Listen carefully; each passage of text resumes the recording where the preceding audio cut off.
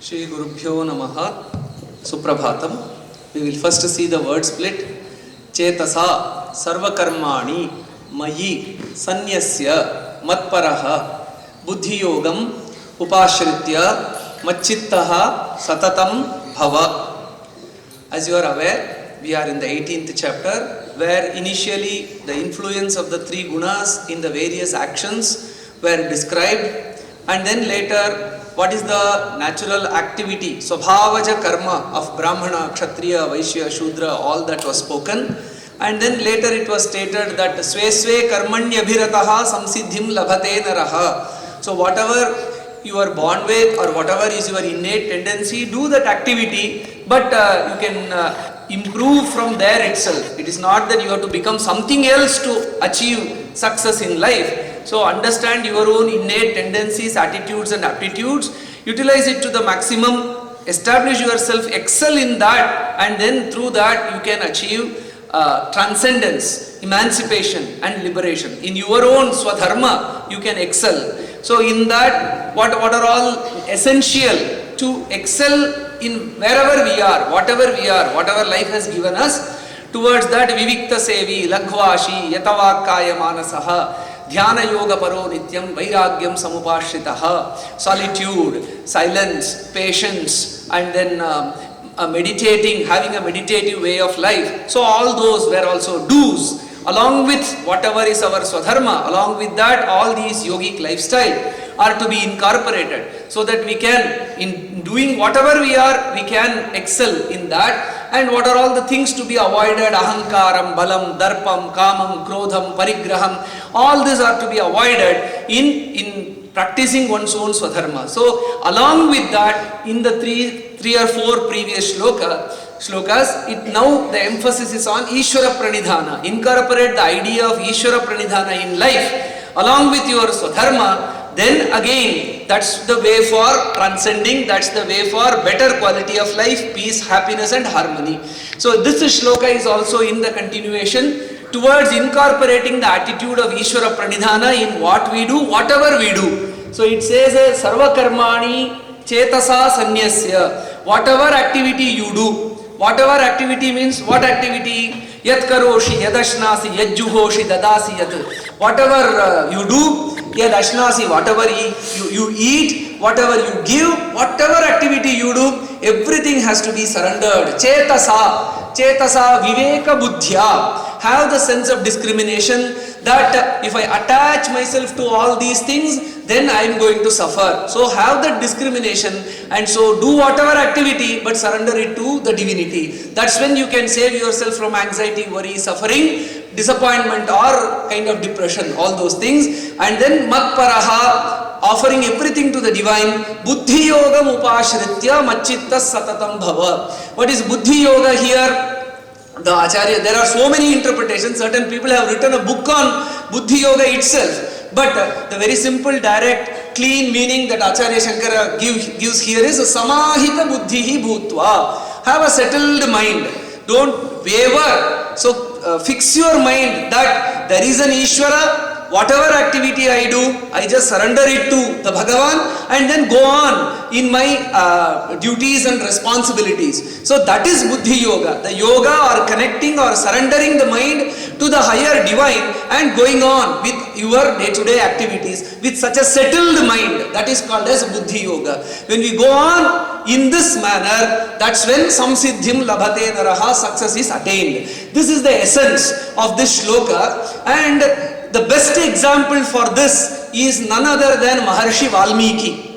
Today is Valmiki Jayanti. So it is celebrated across the country. He was the one, Sarva Karmani Chetasa Sanyasya. He is the one who was Machittaha, and he is the one who surrendered his every activity with a settled mind. I hope you know the story of how Ratnakara became Valmiki.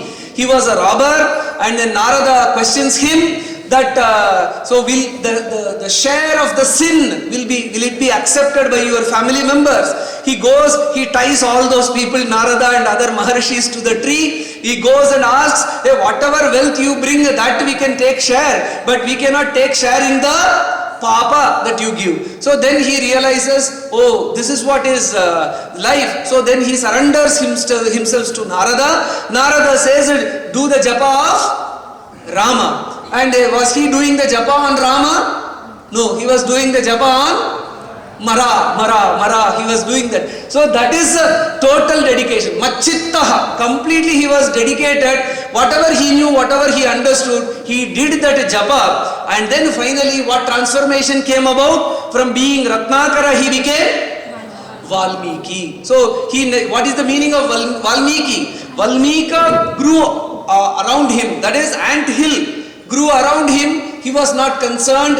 That was his dedication. That was Ishvara Pranidhana. That was his surrender to the divine. And when such level of surrender is there, then transformation is extraordinary. And then we now celebrate Valmiki as Adi Kavi. He was the first one who wrote poetry. Ramayanam, Nama Adi Kavyam, he wrote. And so, one life, one mission is possible when we have such a settled mind. That is Buddhi Yoga. Surrender to the divine, go about your duties with an kind of distorted mind, undistracted mind, just like Valmiki. So today we have to remember Valmiki for this shloka, and we just one work he did, we are celebrating it even now. There are very many other dimensions to Valmiki Jayanti also, and we can see Valmiki belonged to which community? If you speak of that community, people are speaking a lot about caste, community, etc. He belonged to, now currently it is categorized as scheduled tribe,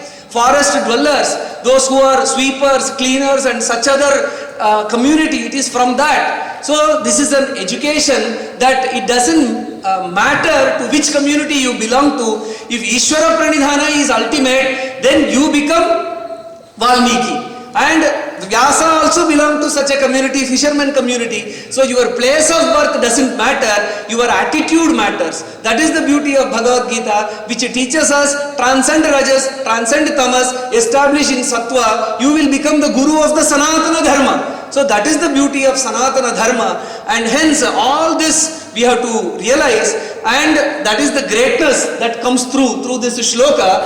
And to commemorate, see, all our Vedic yogic wisdom comes from Sanskrita, and most of this yogic Vedic wisdom are in the form of poetry. And who introduced the idea of poetry?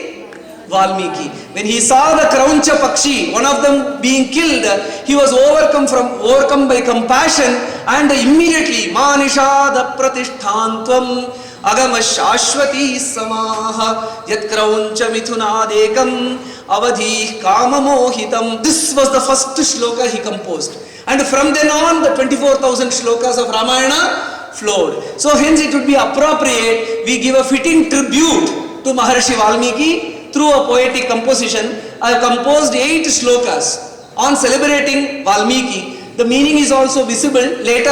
I will also share it through the groups so that you can read the meaning in patience. Just listen to the shloka. I have compared here Valmiki to the kokila. What is kokila? The koel or the cuckoo. So yeah, Vande Valmiki kokilam Maharshitva swarupam yaha Dvijatvam samavindata Swamatmanam parishkritya Vande Valmiki kokilam. Valmiki refined himself from being a normal human being. He became a Dvija. His second birth was attained and he became a Maharshi. You know, the birds also have 2 births. The birds are also called as Dvija. First they are born as egg, and from the egg they emerge as the hatchlings. So in that sense, Maharshi Valmiki also had 2 births, and so he is indeed a bird, such a great bird which became a Maharshi. Next one. Ramanama sarovari nipiya madhumattamam Ramanamaiva kujantam Vande Valmiki kokilam.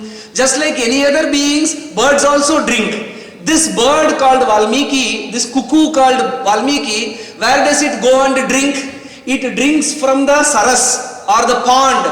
What is the pond? Ramanama is the pond from which it drinks. What is the taste of Ramanama? Madhumattamam, exceedingly sweet is the taste of Ramanama. When it drinks, then it sings in happiness. What does it sing? Ramanamaiva Kujantam. It sings the glory of Rama only. It drinks from Rama and it sings about Rama only. Such kokila, such koel, Valmiki, I salute. Next one.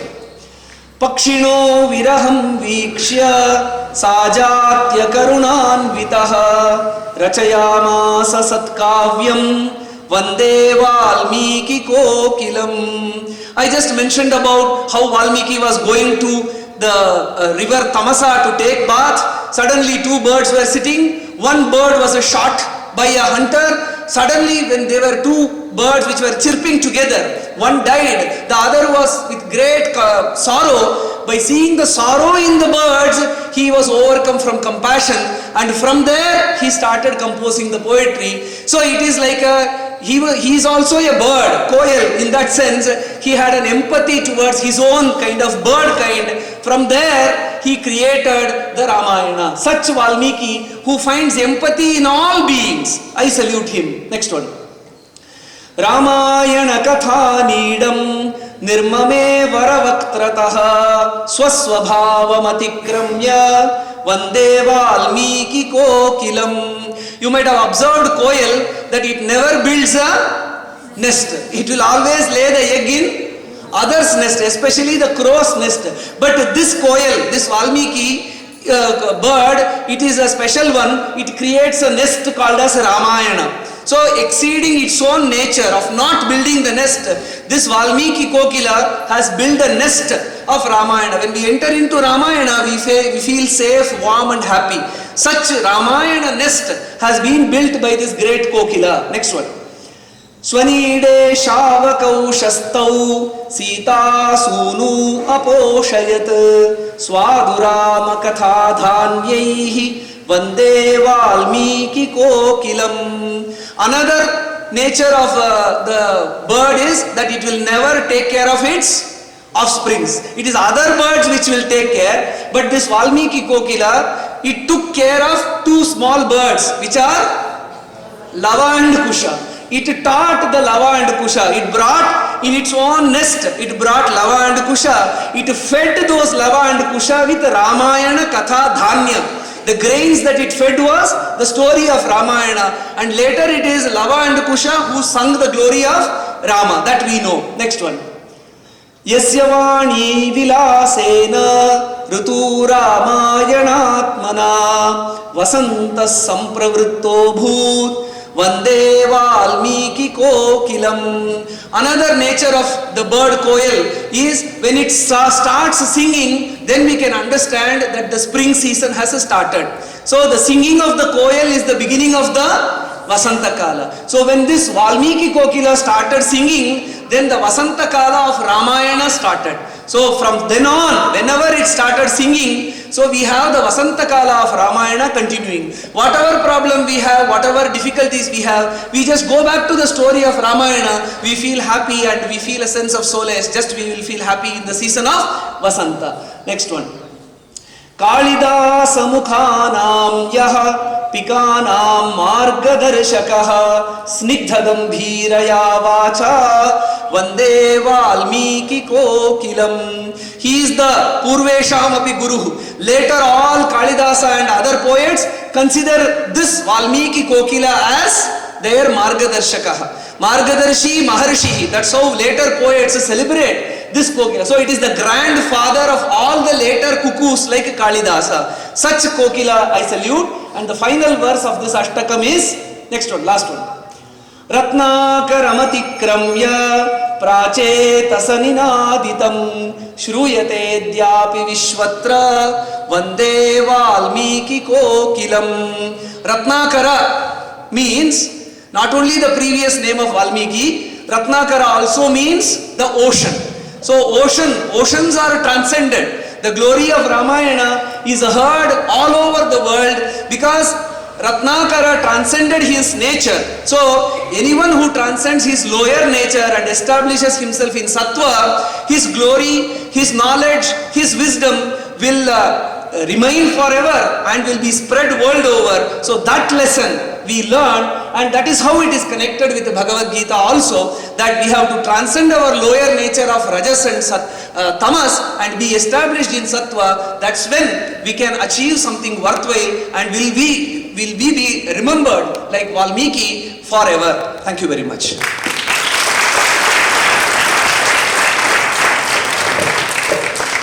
I request to Jayaraman sir to please come and hoist the flag after Shanti Mantra. Om Sarve Bhavantu Sukhinah Sarve Santu Niramayah Sarve Bhadrani Pashyantu Ma Kaschit Dukha